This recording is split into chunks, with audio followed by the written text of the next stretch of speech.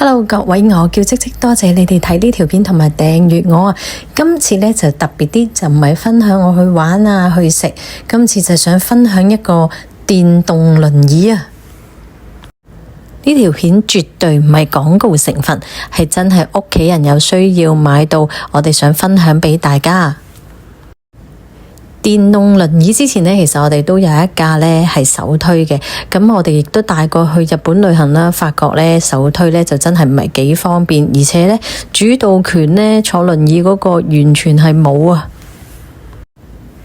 咁最後呢，屋企人就上網睇咗，就覺得咦呢一款都唔錯，就買嚟試下啦。咁其實我哋呢都係喺淘寶度買嘅，咁我哋就運呢就送咗去國內，咁直接喺國內呢就坐呢架車返嚟香港。片尾呢就講俾大家聽，我哋係喺邊度買啦，咁同埋呢個價錢，咁不如講下我哋覺得用咗佢嘅感受先啦。呢款電動輪椅呢，外形就輕巧，亦都簡易操作。大家呢就覺得香港用一定冇問題啦。咁去旅行得唔得㗎？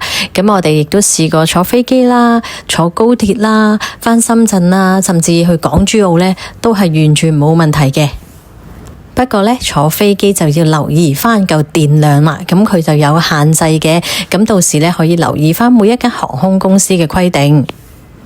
咁而坐高鐵啊，或者甚至乎去港珠澳啊，去深圳搭地鐵啊，咁我哋咧通常都會用返一個叫做大電啲啦，佢個瓦數多啲，咁變咗就唔使驚成日冇電咯。咁呢個電動輪椅呢，其實呢對我嚟講就覺得呢好似都幾安全，因為點解呢？咁屋企人揸嘅時候呢，都唔會話好高速咁片嚟片去，絕對冇呢樣嘢。不過有一樣嘢要留意嘅，因為佢係電動輪椅啦，咁所以呢，佢唯一有樣唔好呢，就係佢冇得落車。佢落車呢，其實就要着住前面嗰個掣，個電掣啦，咁佢企起身先至 OK。咁如果你話老人家嘅話，或者佢可能唔係咁靈活嘅話呢，咁呢樣嘢呢就會爭少少啦，但係整體嚟講呢，咁屋企人都覺得有咗佢代步呢，無疑呢係安全咗同埋舒服咗好多啊！有咗佢呢，其實係去咗好多地方，同埋多咗去旅行啊！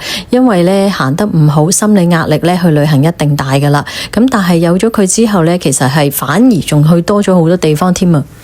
我哋呢一部呢買嘅時候呢，就係人仔3430啊，咁呢就係有配置咗有10HA 嘅鋰電啦，可以行20公里㗎。另外呢，我哋之後仲配置咗一個20AH 嘅鋰電，咁方便係咩呢？就方便可能去高鐵啊，或者喺香港行啊，或者去深圳嗰啲全部都得。